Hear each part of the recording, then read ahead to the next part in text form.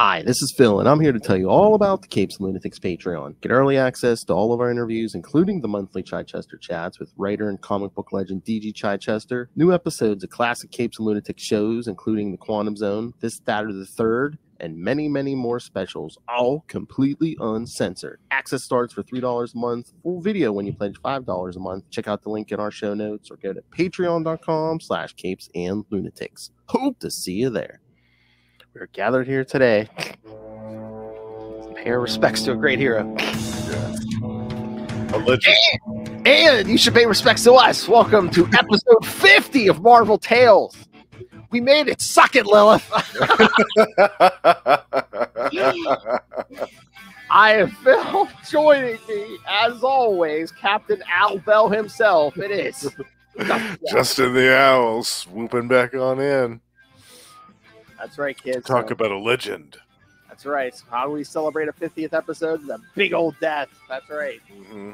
We're going to do a whole Death of Mar-Vell special from, That's right. Well, we'll see the cause of his death in Captain Mar-Vell 34. We'll cover the Death of Mar-Vell graphic novel. Then we'll get to What If Volume 2, number 14. What if Mar-Vell had not died? Yes. I love how they worded that on the cover. It's like, it's not what if Captain Mar-Vell had lived. It's like, what if he had not died? Yeah.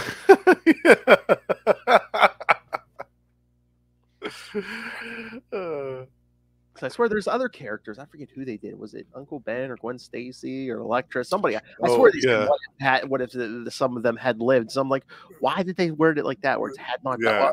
They're adding extra words on that cover. I'm like, oh. Yeah. It's so strange. It's very cumbersome. Yeah. All right. So, yeah. Okay. Had you read any of these beforehand? Yeah, I read The Death of Captain Mar-Vell. I read number 34, but it was a while ago. And I had read the What If issue, but that had been even longer because that came out in 90. Mm-hmm. And I didn't own that one. I borrowed that from somebody. You know what? We're gonna have to do more of those What Ifs from that series, that 90s series. Yeah, there's some really gold stuff in there. Absolutely. We covered one already, the Ghost Rider one. Well, we also did the first issue, the Evolutionary War one. Yes. That's right. That was the first issue, wasn't it? Yeah. Yeah, which if I don't know if you noticed, did you read these on the app? Because I think they were adding more because there was a bunch missing before. They're starting to add those. Yes, I noticed that. I think that the first when we started, I don't think that they had the Captain Mar-Vell one on there. Like, so yeah, you're right. They've been adding them on. Yeah, there was like big gaps. Now I think they have at least like the first 39 or 40 on there. So it's very cool. So yeah. Oh, you know what? You know what I was thinking. One of these days when we need the next Wondercast, maybe we should do What If number 5. What if I think that's the one of What If Wonder Man had not died that first time? Oh yeah, that's a great idea. Or what? I forget how they was it. What if Wonder Man destroyed the event? It was something, but it's like it was something along those lines. Yeah, that was number 5. You said number 5. Yeah. Okay, yeah, that's a great idea. Very cool. There's a lot of good ones there. Yeah. All right. I know. I was teasing you about stuff I got. Yes, you had some recent acquisitions, didn't you? Yeah, today me and my son ran out. All right, so. Well, first of all, the original Spider-Man 2099 series. Oh, I've had the complete series except for 2 issues. Ooh, okay. Today I found one of those 2. Oh, no, number 25. Yeah. Yes. And you got the foil embossed one too, it looks like. Yep. Very nice. I know. I was just like, now all I need is 35 and I'll have that whole series. 35. Is that the last issue? No, it goes to like, what is it, 46? For some reason, I don't have 35. Oh, just a random one. Yeah. Yes. All right. Nice. And this next one is going to play into something we have coming up here very soon. Okay. After our conversation, was it last episode or the one before? I realized I had the second printing of this issue. Oh. So I found the first printing today. Oh. Fantastic Four 371.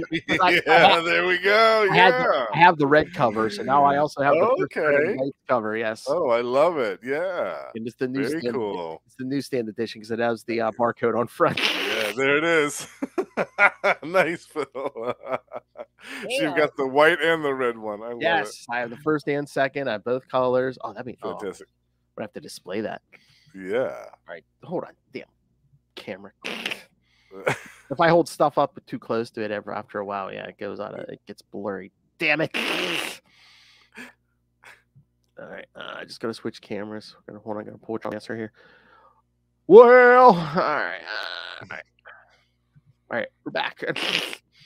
And I also found this at the store. Again, I harp about this Mar-Vell, so now I'm gonna display my my little protest here. Oh yes! Oh, yeah. I love it. Oh man, Spider-Man marriage, yeah, nice and framed. Oh, that's gorgeous. Yes. Oh, yeah, I love that cover, that annual. Oh, yes, that gives me a little serotonin boost just seeing that. Yeah. Those are happy days of our childhood. Exactly. It's like the beginning of my comics reading. Yes. Yeah. Oh, I love it. That's great. So, were they selling just the print of that, and you found a frame for it, or No? This is how it came. I found this at. That's how it came. I found it's like a collectible store. It's not just comics and stuff. Oh, okay. So yeah, I found this hanging on the wall. I was like, oh, no kidding. Oh, that's cool. It was already framed and everything. So nice. Like, yeah, I'll take it. I just got to find a place on my wall for it. I know, and I'm gonna have to rearrange shit back there. Yeah, because I want to have a camera. Yeah. Yeah, you're gonna have to find a space for that one. I was looking also the display with it because I have it in trade. I don't have the issue. Amazing 292, where the Spider Slayer is like drowning Spider-Man in the river. He says, "Hiding in Pittsburgh, you can't hide from me in Pittsburgh," or, you know, and because I live outside Pittsburgh, kids. Yeah, that's perfect. There's nowhere to hide in Pittsburgh, Spider-Man. That's right. All right, so for next episode, yeah, I mean, you got the right one. I love it. Thought that they all are on the app, but yes, yeah, that's fantastic. Mm. Yeah, you got to find a place to display both of those side by side. Flame on! Yeah. All right, should we get to these issues? Yes, because at least the big ones. I was gonna say at least that death issue is Yeah. All right. Let me see. Some of the synopses for these aren't big, but yeah, we can always walk through them. All right. All right. So again, we find the cause of Mar-Vell's eventual death in Captain Mar-Vell number 34 from September 1974. Almost 50 years ago. Before our time, kids. Yep. Blown away. Writers Jim Starlin and Steve Englehart, penciler and colorist Jim Starlin, inker Jack Abel, letterer Tom Morzowski, and editor Roy Thomas. So Starlin was co-writer, penciler, and colorist on this. Yes. Get that money, kid. Oh yeah. It even says in the credit, Jim Starlin, everything except. Oh, here it is. Yeah, the plots by Starlin, the scripts by Englehart. So. All right, the Lunatic Legion send their agent Nitro, the Exploding Man, to steal a powerful top-secret government nerve gas called Compound 13. He is confronted by Captain Mar-Vell, who defeats Nitro by having Rick strike his negabands together at the moment Nitro explodes. The gas canister is ruptured in the explosion, and Mar-Vell successfully reseals the container. But literally, the summary says, "But alas, not before himself he breathes in some of the toxic gas." It says, "Alas." Alas, nice. So yes, we see him pass out at the end there. Yeah. And it wouldn't be until a few years later that we would see just how deeply the repercussions for that go. Yes, and then the next issue we'll be covering here. But so all right. So yeah, what did you think of this issue? I love this one. It's nice to go back and revisit those because I love these old Captain Mar-Vells. It's kind of the omnibus that I got of this run of of Captain Mar-Vell, it goes all the way up to just before this issue. I think it ends at issue number 33. So it stops right before the stuff. I'm hopeful that Mar-Vell will collect the rest of that. I'd love to have the second half of that series, a nice little omnibus. Yeah, because like there's like I have like one like trade. It's like the Thanos stuff that comes right before this, but everything else, like I pretty much have most of the back issues from was it 18 or 17 or 18 where him and Rick become bonded till like the end of the series. Like was it like 15 years ago or so? I was able to find like a lot of these in like back issue bins and stuff. And nice. Oh, yeah. Good. Yeah. Yeah, it's great stuff. Some of my favorite Mar-Vell comics, period, is this run of Captain Mar-Vell. It's so good. It's so good. And I love the artwork. I love the script. I mean, at this time they were really kind of like Jim Starlin, Steve Englehart, all of them were really kind of like firing on all cylinders, and they had the rhythm down of what they were doing. They had a great editor in the form of Roy Thomas, who kept everything from getting too out there. Some of those early issues, man. Oh man. Oh, I know. They were when he was the Kree spy. You're talking about those? Yeah. And I have to say that some of the representations of women haven't dated well in those 60s issues either. Ugh. I was going to say, those first ones before Rick shows up. Yeah, I've tried reading a few of them. I'm just like, this ain't for me. And again, maybe the numbers, were on our side because then they switch. They bond them with Rick, make him kind of more a straight up superhero and stuff. And and it's a very rapid shift when they do that. When they change him, when they change his costume, and they change his powers, when they give him the bands and stuff, it's very quick. And then it's like, they make a lot of changes in the previous story right before this, like that whole Thanos thing, because it's like he used to have like silver or like gray hair, and then once he was white, once he meets Eon and gets cosmic awareness, he goes blonde, and he's basically a appointed protector of the universe. It's just the quantum bands aren't available at this point. So. Right. And I love Nitro too. What a great villain. A dude that can blow up and like reconstitute his atoms after he's exploded. Like that's a crazy power if you think about it. I mean this cover is I love the cover, crazy. And just he's nasty. Like he's just got this arrogance about him that nobody can defeat him. Like he hasn't met anybody yet that can even come close to defeating him. Until he fights our wonderful captain. And one of my favorite moments is when he's fighting Nitro for the first time. There's that glorious 2-page spread. Oh, with the explosion. And he's just getting hurled. It's so good. That one right there. That one, yes. That's fantastic. I mean, that's just glorious stuff. I love it so much. Oh, that is the funniest part. Yeah, when they're on the side of the road there, and Rick gets out to confront Nitro, and Mar-Vell's like, "Switch with me," and he's like, Rick's like, "I can handle this." He's like, "I work for Captain America," and Nitro just like gives him the backhand. Then you just see Rick laying on the side of the road, just all quietly. Well, it might need a little help. On second thought, you see the little Tweety birds spinning around his head. Pretty much, Rick Jones is going to have himself a road rage moment. Oh God, I love it.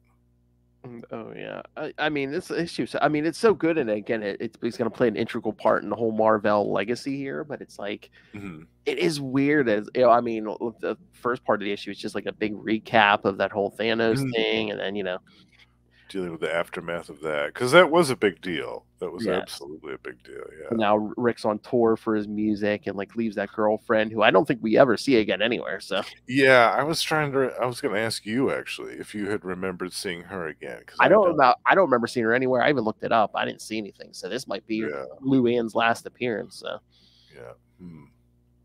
we do see Carol too briefly. Yes, which is nice. Yeah. She has a brief encounter with Nitro, which doesn't go so well. Oh, man. Yeah, he is a nasty villain. I can't remember if anybody else had gone up against him besides Captain Mar-Vell.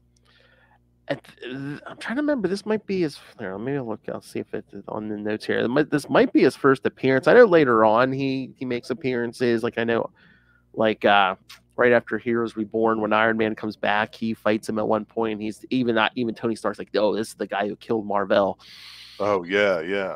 Yeah, and then of course, and he's with the New Warriors thing too. The whole Civil War, yeah, he kicks off Civil War, yeah. Let me see where. Oh, Nitro, Robert Hunter. Like I said, I can't remember. I thought, yes, this is his first appearance. Yes, Captain Marvel 34. That's what I thought. Yeah, I didn't think I'd seen anything before that, but oh, he's born in Scranton, Pennsylvania. Oh, kids, he might have had a run with Michael Scott. Okay.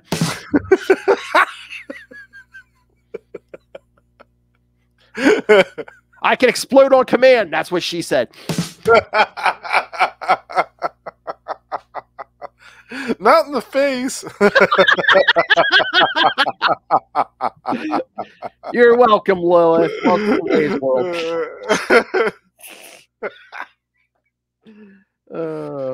Yeah, I'm reading now. He did fight a bunch of other people. Yeah, he fought Spider-Man. Oh my God! Yeah, I'm looking this up. First, he fights Captain Marvel. Then he mistakes someone else for Mar-Vell because he fights Omega the Unknown.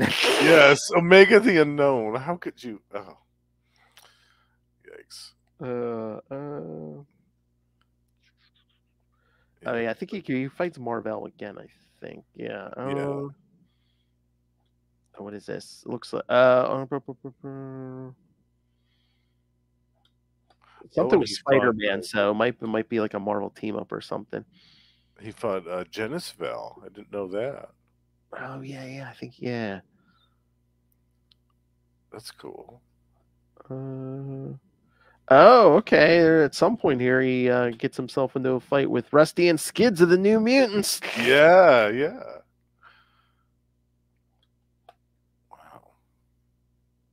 Man, there's Secret Defenders. Oh my God. Secret Defenders. Oh yeah, Heroes for Hire from the late 90s. Yes. We could cover some of that stuff. I'm down for that. Yeah. Oh yeah, see, there was the Kingpin did hire him at one point. That's right. Oh, to kill Matt Murdock. Oh yeah, so there's that, but then there's another point where Kingpin tried to use him to. Oh, he was supposed to kill Norman Osborn. Ooh, oops. But yeah, there's the whole stupid Civil War thing, and which after that, the whole thing where he blows up Stamford and Wolverine's trying to track him down. Yes, this guy has quite the history, kids. Yeah, he's still around. Like I'm still scrolling, and he's. Yeah, man. So Nitro is he's a force to be reckoned with in the villains of the Marvel universe, in my opinion. Oh yeah. So yeah, he's still around, kids. Well, that's kind of depressing. It's like Mar-Vell's still dead, and Nitro's still around. I know. Like almost 40 years later. More than 40 years later. Yeah, it's crazy. But yeah, keep your eyes on that. Yeah, keep that gas canister in the back of your head, kids, because that's going to come into play here real soon. Yep. Poor Mar-Vell getting a whole face full of that. To death. Yeah. And I thought that was kind of weird because of all of the things that he's been exposed to over the course of this series, over the last 3+ years of this series. This chemical compound, this chemical gas is what gives him cancer. Well, I guess that's the whole point where it's like it's something so small and innocuous. So it's like he probably doesn't think about it after he recovers, but it's like, it's like that's the thing that kills you. Yeah, I remember thinking that was so strange the first time that he'd been exposed to so many other things and they didn't really have any lasting effect. But Well, I think that's the thing too. I mean, we'll get to this in the next issue, but it's like I think that's the whole thing where it's like, you know, he's a warrior, but he gets taken out not in battle, but you know, just by cancer. Yeah, by a disease. Yeah, mm-hmm. Yeah. And I like how they have different names for it, like the Kree call it the Black. Oh yeah, yeah. I thought that was cool. How each race has like a different name for cancer. Yeah. All right. Well, speaking of that, should we get to that? Yeah. Let's move to the cheery issue known as the death of Captain Marvel. The feel-good moments, all about. And is this Marvel graphic novel #1? Because it says next issue is Marvel graphic novel #2. So I think so. I think they were doing a series of them in '82. So yeah, the death of Mar-Vell might be the first one. Mm-hmm. Oh, Dreadstar's #3. Oh right. Yeah. The New Mutants is then #4. #5, X-Men, God Loves Man Kills. Ooh, oh wow. Whoa, #6 is something called Star Slammers. Star Slammers. I think that's on Lilith Hellfire's hard drive.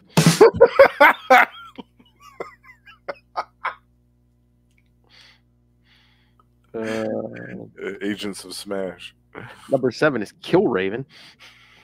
Oh yeah, good old Kill Raven. Boy, we're making a list here for Lost Library of Legends. I think it's maybe. #8, Super Boxers. What is this? Super Boxers. Now that one I don't remember. I have no idea. By Ron Wilson and John Byrne and Armando Gill. Oh my! Really? Yeah. I'm gonna have to dig that one up. #9, the Futurians. Futurians. I vaguely remember that one. Yeah, there's more. There's more of these I haven't heard of than I've heard of. I think. Wow. Yeah. Maybe at some point on Marvel Tales we'll have to cover some of these too. Oh, okay. Is this #12 is Dazzler the movie. Oh, which we'll be covering soon. Yeah. Interesting. Yeah, I love those Marvel graphic novels. Yeah, there's if you want to do deep dives on stuff, maybe even like one and Dunn's Kids. Yeah, some of these. Wonder how far they went with those. They kept them going for a while because they did like this. Those were all 82, 83 or so. Mm-hmm. But they did Triumph and Torment with Doctor Strange and Doctor Doom. That was an original graphic novel in 88, 89, something like that. So they kept them going for quite a while. I just think that they released them kind of sporadically. I don't think that they necessarily had a schedule to the graphic novels. All right, not a long synopsis here, but we'll see if Justin was eagle-eyed enough to catch the one thing they had the retcon later on. Oh, okay. All right, the death of Captain Mar-Vell. Well, it says #1, but April 1982. Oh Lord. Writer, penciler, inker Jim Starlin, colorist Steve Oliff, letterer Jim Novak, and editor Al Milgram. I gotta scroll down through all the characters that appear in this thing. Jeez. I know, it's amazing. All right. Captain Marvel succumbs to cancer that he acquired from battling Nitro in Captain Marvel 34, which we just covered. His friends and enemies pay their respects. So that's the only yeah. That's the only synopsis. Wow. Right. Yes. All right, so I'll give you a hint. There's one character in here who shouldn't be where he's supposed, where we see him at, and that's what they had the retcon. Do you know what I'm talking about? Oh, is it somebody who appears later on? Somebody should not be off Earth, but we see him off Earth. Star Fox. No. The Silver Surfer. Oh. He's still supposed to be trapped behind Galactus's barrier. Remember, we have to deal with this in the What If issue. Oh, that's right. Yeah, and he's bonking off of the barrier. Yeah, that's right. Yes. Because in this issue, they're saying the Surfer couldn't leave Earth. This appearance was later corrected when it was revealed the Surfer in this book was actually a Skrull imposter named Bartak. Oh no! Yeah, so that's how they retconned it. But ew, mm-hmm. Oh, yeah. Okay. No, I thought that Star Fox was a member of the Avengers at this point, and that he should have been with them on Earth. Yeah, I don't know. I'm trying to remember. I mean, was he getting that timeline wrong? Was he constantly, or even if he was he constantly on Earth, or was he going back and forth to Titan? I can't remember. Oh, he might have been going back and forth too. Yeah, I didn't think. Especially if his dad calls him, say, "Oh, Captain Mar-Vell's dying." Right. Yeah. Right. Oh, here's the other note. All right, there was a notable absence of a character in this book, Carol Danvers. Yes, I was going to say, reading this again, I was surprised that she hadn't been added anywhere. Yeah. I did read this because she doesn't even find out about Mar-Vell's death until Marvel Fanfare 24. Oh, no kidding. Yeah. One of those standalone stories? Oh, crap. It's like cover date, January 1986. So she don't find it. Yeah, because she's binary, I guess, at this point. Yeah, so. She would have been binary and traveling with the Starjammers then, right? So I guess she's off in space because I guess it says in that Marvel Fanfare she must go back to the Avengers Mansion for one of those floating poker games, like Ben Grimm and them have. Oh, right. Yeah, yeah. And she meets Monica Rambeau, I guess. And then she goes, well, why are you calling yourself Captain Mar-Vell? What about Mar-Vell? And I guess that must be when they tell her he died. And she goes and visits the grave. Yeah. Wow. Those Marvel fanfares are great, too. I've got a couple of those because they were Moon Knight stories. Oh, yeah. I was going on a binge for a while and collecting every Moon Knight appearance that I didn't have. And those are fantastic little comic books. Those there's a bunch of those I missed. I gotta get. Yeah. What the heck? Yeah.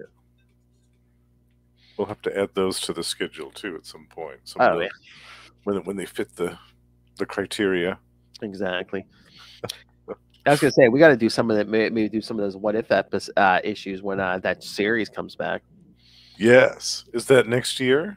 I think. I don't know if they've given a specific date for that yet, but I thought it was 2024 at some point. Yeah, I thought so too. Yeah, at some point during that year. Let's see what if season 2.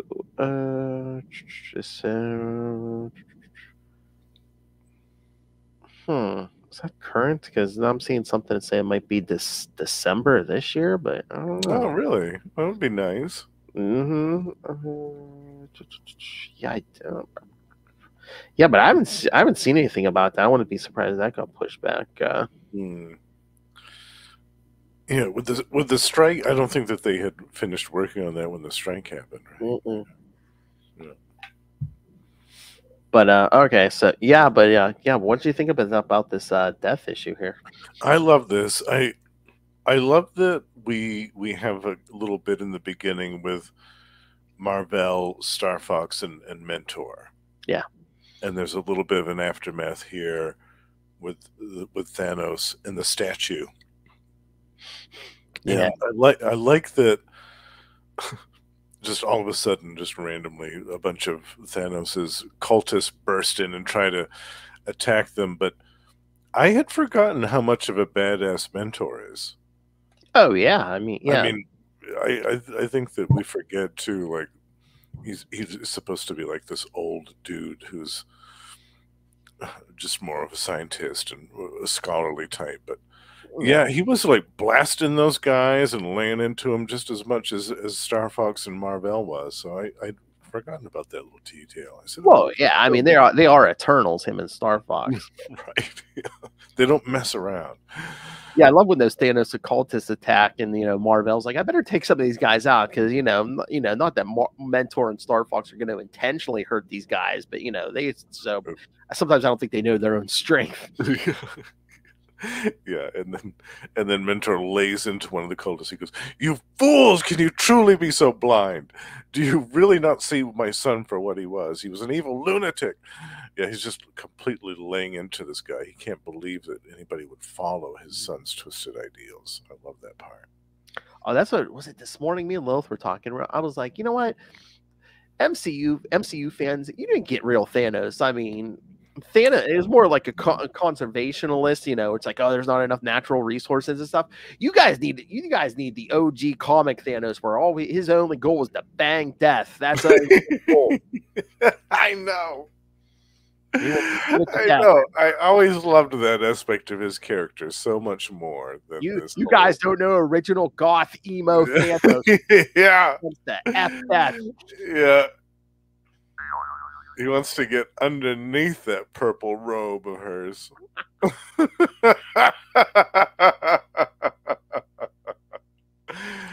Absolutely. Yeah, I love that. And it's never even hinted upon in the MCU version of Thanos. No. Not once. That's no fun. Yeah. But yeah, after the attack by those cultists, then Mar-Vell starts just coughing and getting basically collapses. Yeah, get more and more ill, and they run the tests.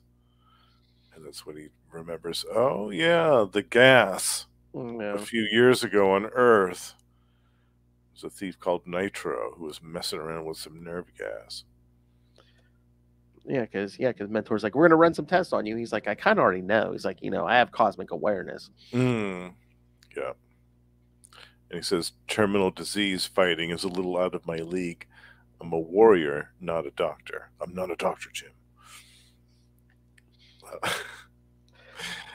And then comes my favorite moment in the whole issue. I love this page because there's no dialogue, but there's just all this gorgeous art where Mar-Vell goes to talk to Elysium and tell her about what's happened, and Mentor's just kind of watching silently from the sidelines as they're having this conversation. And there's no dialogue, and you can see what's happening, and there's so much emotion that takes place here. It's a gorgeous picture, gorgeous page. Oh yeah, I just love it. And then just off and on through this issue, just I mean, basically Starlin recapping Mar-Vell's life because he's basically recording his whole memoirs, the Avengers, the Keep and stuff. Yeah, which I love that aspect of it too, because in 1982, maybe there were a bunch of people, like brand new readers, who had no idea who Captain Mar-Vell even was. And so for them, it was kind of like an introduction to him in his last story. I love that. Oh yeah, there's so much good art in this. Like that other splash page, basically him and all his enemies. Oh man, stuff. Yeah. I love that. But yeah, basically recapping how him and Rick were bonded, and then we kind of gloss over. Oh yeah, I was freed from the negative zone, but we kind of gloss over the how. Yeah, that's okay. We got to cover that one day. Captain Mar-Vell or issue 50. Yes, and his stuff with the Avengers. Yes. Too. Oh, that Thanos story. We got to cover that. Yeah, that's legendary. And that wasn't even the only one, because again, I mean, when he's talking about Thanos dying, I mean, that was a story with Adam Warlock. So, right. Yeah, there was a lot that happened before that, leading up to that. Yeah. But then, yeah, Mar-Vell goes to see Rick because he's like, well, you know, we were bonded at one point. After that, I exposed that gas, so you know, you need to get checked to make sure you don't have cancer too. Right. And Rick acts very emotionally to the news. Oh yeah. He thinks that there has to be some way to beat this. Because, you know, and then Elysius is just like, well, yeah, because, you know, you said he's an orphan, you know, his parents died, then every partner he's had has left him, so. Yeah, he hasn't had the best track record with people sticking around in his life for the long term, unfortunately. I was almost thinking while I was reading this, I'm like, somewhere along the line, maybe we should do a Rick Jones month, and it's just like, you know, do one week with his time with the Hulk, do one week with his time with Captain America, do one with him and Mar-Vell, and then maybe do like 1 week with like him and Rom. Yeah. Yes. Yeah. Cover all the bases, absolutely. Yeah. Or when he was palling around with the Avengers or something like that. Yeah. The Teen Brigade. The Teen Brigade. Boo! Oh, boo. Speaking of the Avengers, Rick goes to talk to them.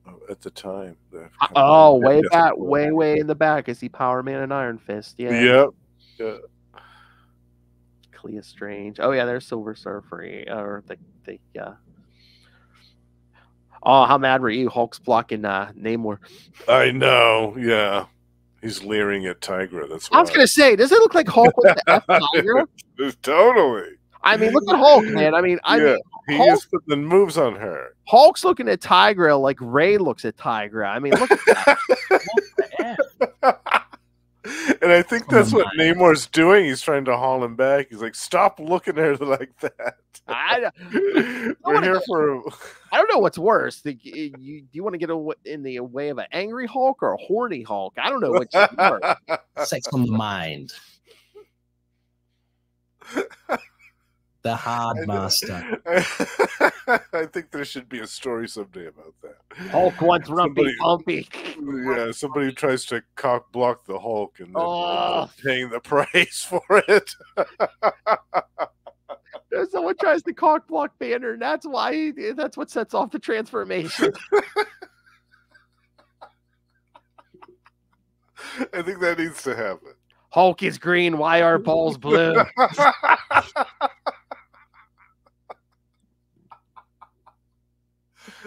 Oh. But it's a great panel, a great picture rather. I love it.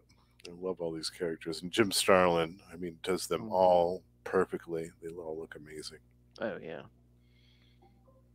But Ulysses is talking to Mar-Vell, but then they're just like, well, she says, she's like, this might sound bad. She's like, but I kind of like it better this way. She's like, I always thought you'd like die on a battlefield somewhere and I'd never get to say goodbye. At least this way, we get to say goodbye and stuff. He's like, no, that's beautiful. Yeah. Then Star Fox, like, the heroes from Earth are here. He's like, oh yeah, send them in. Send them in. And poor Spidey, he has a rough time with the whole moment. He can't really handle it, which makes sense because he's probably the youngest out of all of these superheroes that have assembled. And again, I mean, that kid, I mean, he's already had so much death in his life. Uncle Ben, Captain Stacy, Gwen, all that. Yeah. Yeah, exactly.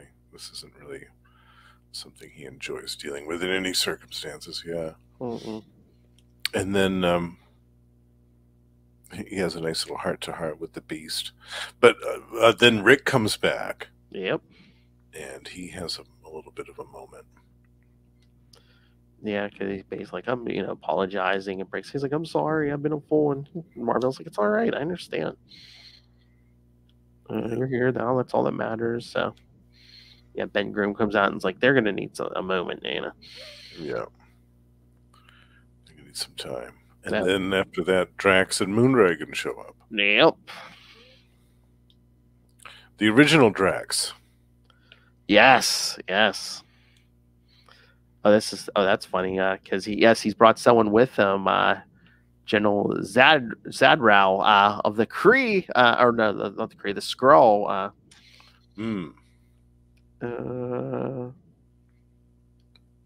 Because he says, I'm not here because Rick and everyone's freaking out. He's like, I'm not here because you are our enemy, because you've always been our greatest enemy. Because you are quite possibly the greatest warrior who ever walked the stars. We Skrulls are a martial race and have long respected your skills, deeds, and courage, even though you are our foe. So he presents him with the Royal Skrull Medal of Valor. Salutes him. He says, may your passing be swift and your afterlife reward great. And then even Rick's like, how do you like that? He's like, the Skrulls, who are like the Kree's greatest enemies, give you a medal, but the Kree don't even show up or do nothing because, they consider him a traitor. Right. They're blacklisted him. But Mar-Vell doesn't care. He's actually glad to be out of the Kree. He's glad to be done with them. I mean, it literally says, let the Kree keep their silly medals and honors. Who needs them? Yeah. But then after that, I guess by that night, Star Fox tells him, he's like, Mar-Vell has fallen into a coma. Yeah. And then we just see everyone gathered around his bed. as the light fades. Yeah, it's a powerful moment, but that's not the end, which I love. Yeah. We get an afterlife moment.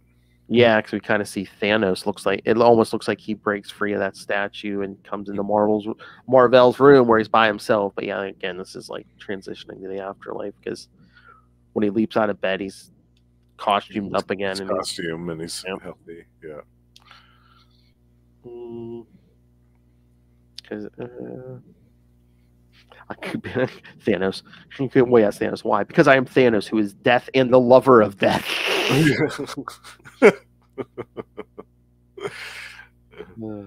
So basically, you know, Thanos is giving him that one last great battle.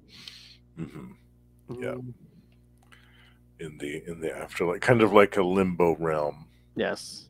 Yeah. Where he fights some of his other enemies who he's who have died in the past, like Jan Rog and the first Super Skrull, and a couple other guys. I forgot who a couple of these other guys are. Oh yeah. But I liked that. I liked that a lot. I was fighting his old enemies who had passed away. Yeah, at some point we got to do some more of that Mar-Vell series. Yeah, definitely. Like that. Yeah, for sure. But basically, yeah, Mar-Vell just like basically smashes them like statues, and then after Thanos, it looks like he smashes too. Yeah, it looks like it, but then he's standing there. Yeah. And then he says, "Are you ready for her?" He sees the purple robed woman appear in ethereal cloud of mist in the distance. She is the bridge of eternity. Her caresses peace. Do not fear her, for she is merely that which awaits us all. Yeah, she looks like a regular woman, but then Mar-Vell's like, no, it's like, it's not that I fear her, it's just that I no longer need the illusion. And then you see her face, you know, the face between that skull. Yeah. Then he kisses her. Yeah. That's it. And Thanos looks pissed. He's like, oh man, that's my woman. Yeah, and we've been showing like this heart. What did he call it? Like the heart of the world? But again, it's basically heart of the universe. Yeah, I would assume that's Mar-Vell's heart. Yeah. Yeah, the heart of his universe, basically. Yeah. But they both take her hand and like walk off. I'm just like, I know this is supposed to be beautiful, but I'm like, so Mar-Vell's going off to an afterlife of a threesome with Thanos and Death. Maybe he's just holding the camera.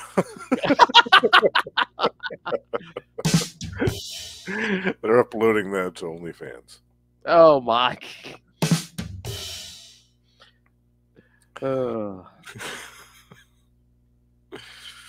But yeah, then again, we see he's flatlined, and Mentor says he's gone.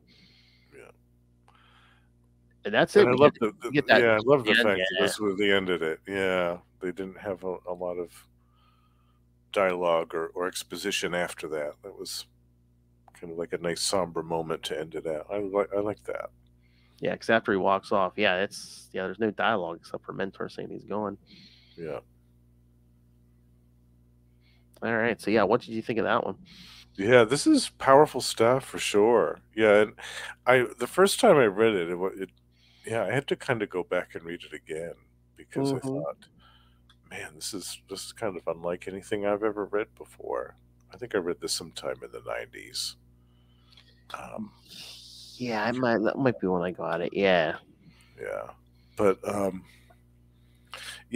love the artwork, of course. Obviously, Jim Starlin's one of my favorites of all time. I love pretty much anything he's done. But for me, the cosmic stuff is where it's at. Like, I love Jim Starlin's, like, the way that he draws spaceships and robots and, like, different forms of aliens and just people, the way that he illustrates people just flying through space. Like, there's something about it that I just love. That it's familiar in a way that's I don't know, kind of like talking with an old friend that you haven't seen in years. There's something really nice about that. And whenever I see a cosmic Jim Starlin story, I'm automatically excited about it because I just know I know that I'm going to like it automatically going into it. Mm-hmm. But I like that in this story we kind of had a wrap up to all the Thanos stuff with the cult of Thanos. We had a little bit of action there because the first time I read it, I was a little apprehensive. I was like, well, is this just going to be a bummer story about Captain Marvel just getting sick and dying? Because I don't really think that's going to be very fun or enjoyable to read. But they did put some action in there. They put some nice tender moments with Elysius in there, which I loved. That I said that whole wordless page where he tells her about his sickness. I love that. And for me, like the whole afterlife part at the end really made me love it even more. Mm-hmm. If they had just kind of ended it right when he flatlined and all that, I thought it wouldn't have hit the same way. But the fact that we had that afterlife sequence with Thanos and death, and him fighting all of his enemies who had died, that to me kind of solidified the story and made it complete. Mm-hmm.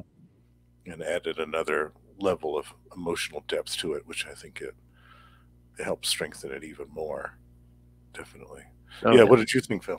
Oh, I loved it. Yeah, I mean, just all from that, like that cover where it looks like Death's holding him, and get all the other heroes behind them, and yeah, like you said, just like the tender moments. You have that action at the end. I mean, joked around at the end, but I mean, that is a good ending to this, and just the whole Marvel universe coming out and paying their respects to Mar-Vell. Yeah, I can't think of any other time really that type of thing has happened in Marvel. Because usually when a character dies, it's in the middle of some type of big battle or some epic thing that's happened. And there's not really any advance warning about it, obviously. So yeah, it's unique. This book is very unique in the fact that it looks at one of Marvel's greatest heroes who is from an alien world, but it looks at him with a very kind of human, relatable sense. Mm-hmm. Oh yeah, which I think is nice to see in a comic book. That's always nice to see, and especially in a comic book like this, a hero like this, who had been such a fixture in Marvel for years, like for over 15 years, he had been just a regular mainstay in Marvel. Oh yeah, I mean, I think he first appeared, was it like 68 or 69? I think, yeah, 68, yeah, I think it was 68, yeah. So for about 15 some odd years, he had been a regular face in Marvel Comics. Mm-hmm. And so it felt very respectful. It felt like, unlike a lot of the other superhero deaths that we've seen over the decades, it felt like it was done with a sense of reverence and respect and care for the character. Oh yeah. Yeah. All right. Well, should we get to the flip side of the coin? And yes, let's check that out. Yeah. All right. So, kids. So, yes. So, what if number 14 from Volume 2? What if Captain Marvel had not died? From June 1990. Writers S.C. Ringenberg and Matthew Jorgensen, penciler Matthew Jorgensen. Inkers Ian Akin, colorist Tom Vincent, letterer Janice Chiang, and editors Craig Anderson. I think I've heard of this Craig Jorgensen, but I can't remember where. But yeah, the other one, the S.C. Ringenberg, I wasn't familiar with. So. Yeah, I knew the inkers and some of this, but yeah. I mean, I'm glad someone else got his shot, but I'm just like, we have a Ron Lim cover. Why wouldn't you let Ron Lim? I know, yeah. I was so hoping that he did the art inside. Captain Marvel decides to get tests done after his exposure to the nerve gas. Well, he gets it done earlier than he did in the 616. He discovers that he has cancer. He goes to Reed Richards, Dr. Strange, and Dr. Don Blake. After making sure that Rick doesn't have cancer, the three doctors go to work. Dr. Strange decides to take everyone to another dimension where they can safely take off the negabands and work on curing the cancer. This dimension, time stands still, so they can work for years and no time would pass on Earth for either one of them, for any of them. After Captain Marvel was finally cured, he decides to work on stopping the war between the Kree and the Skrulls. While he is away, Silver Surfer felt a strange amount of bad energy starting to creep around the Earth and the universe. He feels helpless since he's trapped on Earth, so he goes to the Fantastic Four only to discover that the team has the same cancer that Captain Marvel has, and it's contagious. Doctor Strange and Dr. Blake are also sick, and they manage to get Silver Surfer off Earth so that he can go and get Captain Marvel so they can find the cure. So he has to get past that Galactus barrier by transporting. Doctor Strange transports him to Asgard, and then from there they transport him past the barrier. So I love that too. Little detour. Silver Surfer travels through the galaxy and finds the Kree, only they are dying from the plague. They thought it was the work of the Skrulls, but Silver Surfer is convinced that it is Captain Marvel. On Earth, Ben Grimm dies from the cancer, and Reed mourns him. Then he realizes that Rick was still perfectly healthy, and so he did tests on him. Silver Surfer finds Captain Marvel and his beloved Elysius fighting the Skrull and the Kree, and try to get him to listen to reason. They fight until Silver Surfer is forces him to use his cosmic awareness on Elysius. Captain Marvel discovers that he is causing innocent people to die from his disease. That's when Doctor Strange arrives and says they found that Rick had antibodies to help that would help the humans in Elysius. Unfortunately, it won't work on the Kree or the Skrulls. Captain Marvel decides to have Doctor Strange send them to that timeless dimension where he won't cause any more deaths. Elysius goes with him to eternal exile. With the plague gone, people on Earth kept going. The Fantastic Four get a new member, Luke Cage. And then, ironically, Captain Marvel's plague killed so many Kree and Skrulls that they could no longer wage wars. There was peace between the races. Silver Surfer goes to Galactus to accept his punishment for leaving Earth, only for Galactus to forgive him. No one really knows why. All right, so thoughts? I don't know. This one was... It's a little weird. I wanted to like this one more, but there was something about it.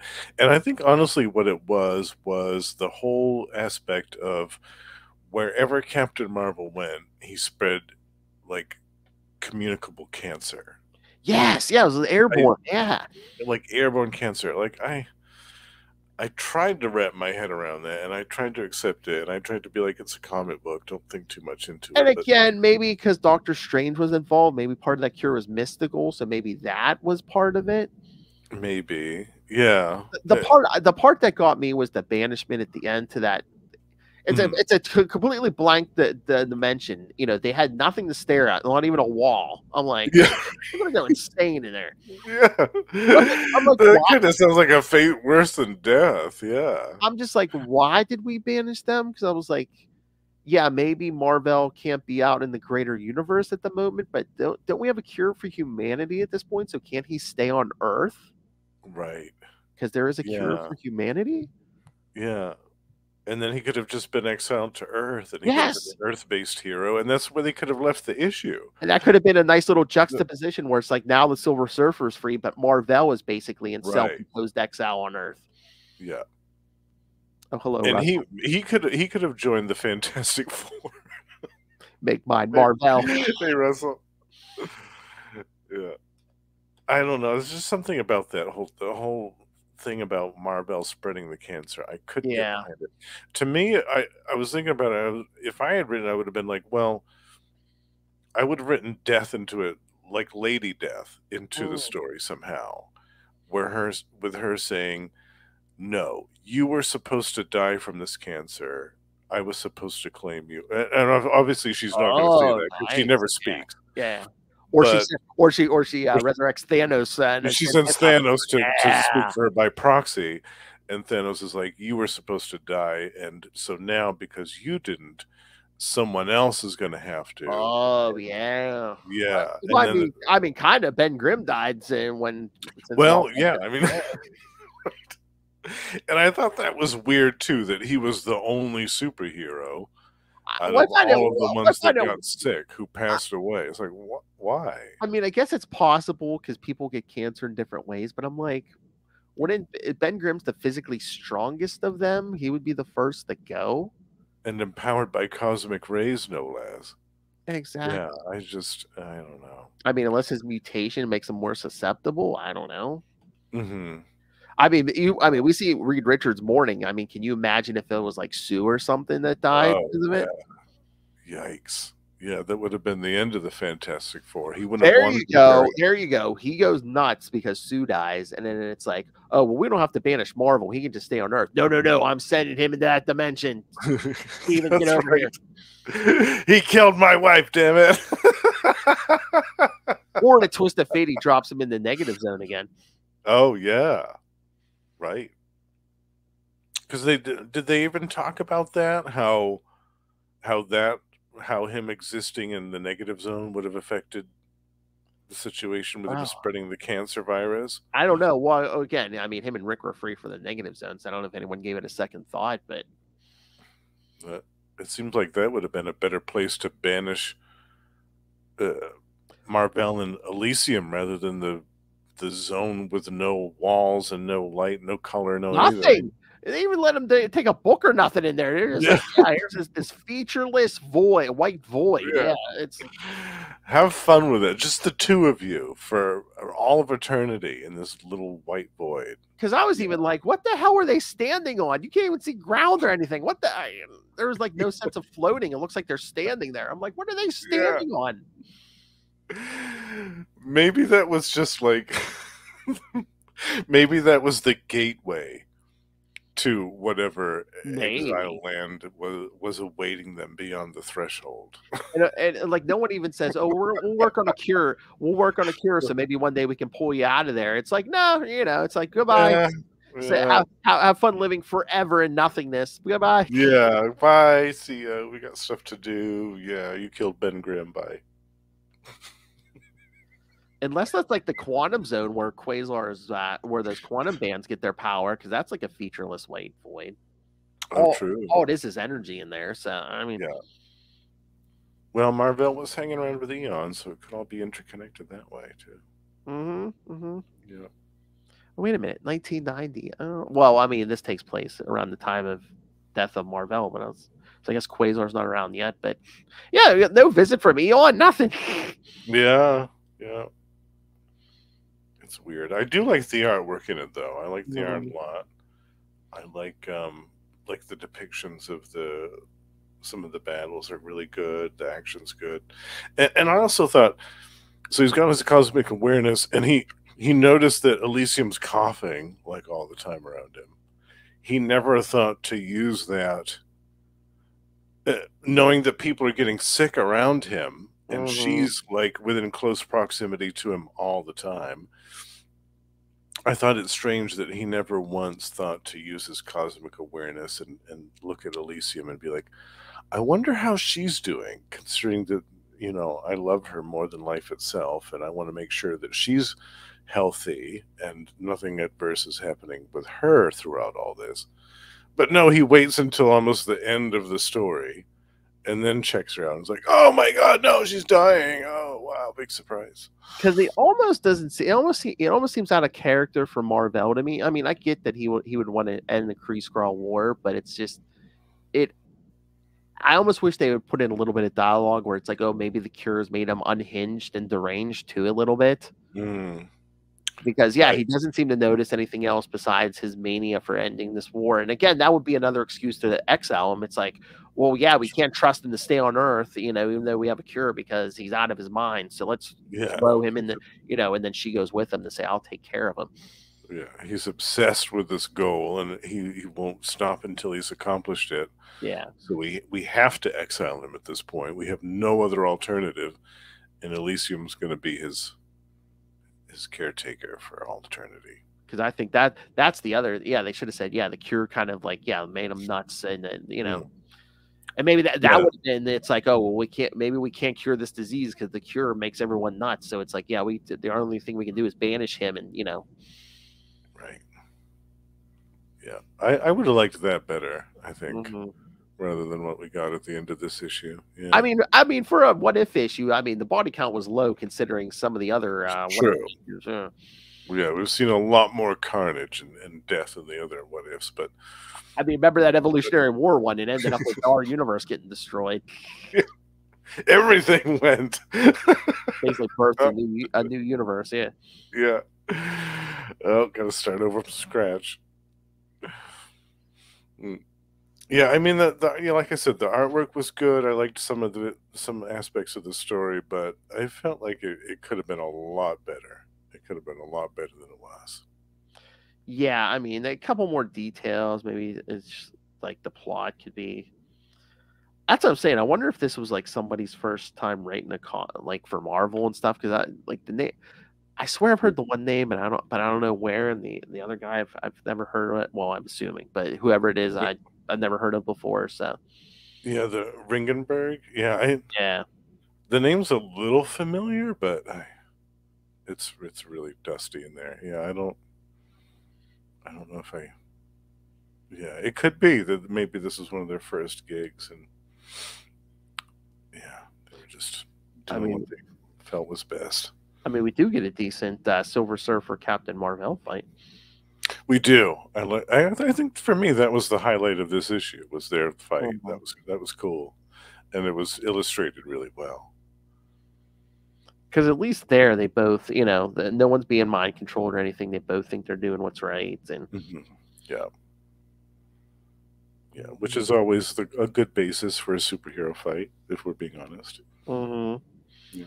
Okay, S.C. Ringenberg, it's saying was employed by Mar-Vell, DC, and Heavy Metal. Heavy Metal, okay. Okay. Interesting. I'm not seeing any issues on here, but yeah. That's cool. Matthew Jorgensen. I'm not seeing anything. Really not giving me any information on him, so. By the way, the only thing, Savage Sword of Conan 177. Oh wow. That was wait. I think that was a 90s series. Unless there's a backup story, because I was gonna say it doesn't look like he's on the main story. Oh, he might. So he might have did some work on that. So. Yeah, I'm not seeing a lot on him. So, but yeah, so again, you get pulled in with that Ron Lim cover. Oh yeah, definitely. I mean, the art's not bad, but I would have loved to have seen Ron Lim do some of this stuff. Yeah, I have to say this story did kind of pull me in on the Mar-Vell stuff because I bought this when it came out brand new, and I think this might have been the first Mar-Vell thing I might have read even before like the graphic novel, and any of his ongoing series from back in the day. So it did get me kind of interested in Mar-Vell. So very cool. Mission accomplished, Marvel. Yeah, good job, Marvel. All right, sir. Anything else on any of this? No, I think we wrapped up our 50th episode extravaganza pretty well with the old Captain. Heck yeah. Yeah. Love Captain Marvel. Yeah, so do I. Like I said, we got to do more. We got to do more Mar-Vell. We got to do more Genus-Vell at some point. Definitely. Yes. I'll be getting that omnibus here pretty soon. Oh, nice. Yeah. Of both of his series collected in one volume. Looking forward to that. All right. Let's see. I'm going to pull up the old schedule here, even though I know it's coming next time, but I think I already told you people what's coming the rest of the year. What? No. Wait. What? No. I know it's coming. I know. Yeah. It's only a matter of time. Real quick. What? Come on. Oh. I knew it. O-ring. I was waiting for it. I was gonna say I was pretty sure it was gonna be O-ring, but I didn't know. Maybe he was gonna surprise me for once and just put out. You wanted it, not the O-ring. Not on the left side of the screen at least. No, sir. I thought you just surprised. I thought you just surprise me and just be like, you know how duck penises work, right? Something, yeah. Those boobs scare me. It's not just for boys. You need some more Knoll drops at some point. I do. I only have like 4 Knoll drops. Booty looks good all the time. My fetish is to get touched by a white man with cornrows. There you go. We'll just have like 20 drops of like, Russell saying O-ring, Knoll saying O-ring. O-ring, yeah. Booty looks good all the time. Yeah. It's not just for boys. Those boobs scare me. Yeah, we need it. That's what we need here on Marvel Tales. We need Knoll to guest at some point so we can get more Knoll drops. We do. Because all those drops, he was on with me and Loaf at one point, yeah. Maybe we can get him to join us for one of our Defenders episodes. Wait, why? What's hell no? Knoll, what? You don't want to be on the Marvel Tales? Or you don't want more drops of yourself? No, maybe that's it. I was going to say at some point, I mean, I know you have your own show, but maybe, I mean, this is Marvel. We could cover some of that Howard the Duck stuff or something. Oh, yeah. Or find a Howard guest appearance in something. Howard guest appeared in Ghost Rider. Oh, yeah. Oh, yeah. There was an episode with, an issue rather, of Ghost Rider that had Howard the Duck, Devil Dinosaur. Oh, from the 90s. I do remember that. Yes. And that was a trip. He was wearing that red and yellow costume that they were neon one. Yeah, I remember that crap. All right. All right, kids. So yes, so next time again, we keep promising it. Yes, next time we're gonna do the Justin pick of Fantastic Four 371 through 375 with 2 special covers of 2 special covers. 371 right there. Right there. He's got the first printing now. I love it. And the embossed, yeah. So the shiny one is 375, kids. Yes, that's the shiny holographic one with Sue Storm's boob window. Yes, and the big guns and big guns and jackets, pouches. Yes, lots of pouches. Full 90s effect. Oh no! Oh, Noel got it. He knows what he wants to do. We could do Gerber's Defenders. Well, we have some Defenders on the schedule for what is it? January. I mean, Defenduary. Do we have? Is any of those ones we picked Gerber? I think one of them is. So we might already have that on the schedule for January, no? Yeah. Elf with the gun. Oh my God. Steve Gerber's best creation of all time. Without a doubt. Better than Howard? All right.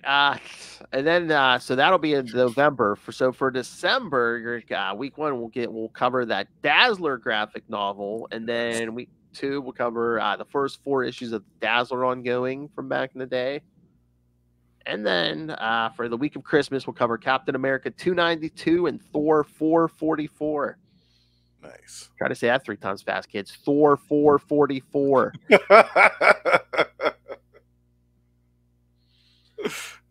And then we'll wrap up the year with Iron Man 254 and 313. Oh, would you like to join us for the Dazzler graphic novel, Noel? Oh, yeah. You're welcome to join us, Noel. We're going to be recording that one soon, Noel. Yeah. I love that graphic novel. Some good stuff. I forget who wrote that. I think that was Claremont. Oh, was it? I was going to say, Noel's going to cover something that's not Steve Gerber. It is possible. Oh yes. Oh, okay. I mean, yeah, we'll hit you with the deets, Noel. Yeah, if you want to, if you can join us, please. You know what? About the same time we started this one this weekend. I think we're going to do that next week. Well, we're doing 2 episodes. Well, okay. Well, we'll hit you up, Noel. Even if we have to record out of order, we'll do it. Oh no, it was Jim Shooter that wrote the graphic novel. Shooter, yeah. Shooter did it.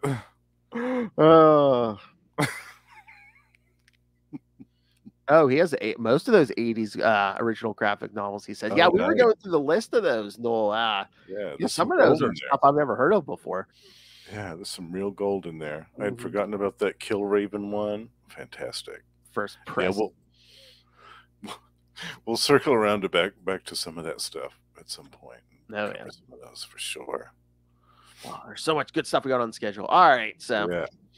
All right, yes, we'll reach out to you, Noel. If not the Dazzler stuff, yeah, I think we do have at least one Gerber Defenders next year, or both. I mean, I don't care. I could swear there was at least one Gerber Defenders episode in our. I know one of the ones I picked was Defenders for a Day. Was that Gerber? I feel like it was, yeah. Yeah, and I think you picked one from that era, but I think it's around that era. Yeah. I think, yeah. I can't remember. I gotta look at the list again, but yeah, Defenduary is going to be fun. Yes. Oh, yes, kids. There's a tease for you. Yes, Defenduary. Wait till Lilith discovers that she has to cover some Spider Cast where Spider-Man teams up with various Defenders members. I can hear her screaming her displeasure as we speak. There's some marijuana dealer in Mexico who's about to become a very happy man. You're not going to believe what they want me to do for January. The lady from the United States just backed the truck up to her house.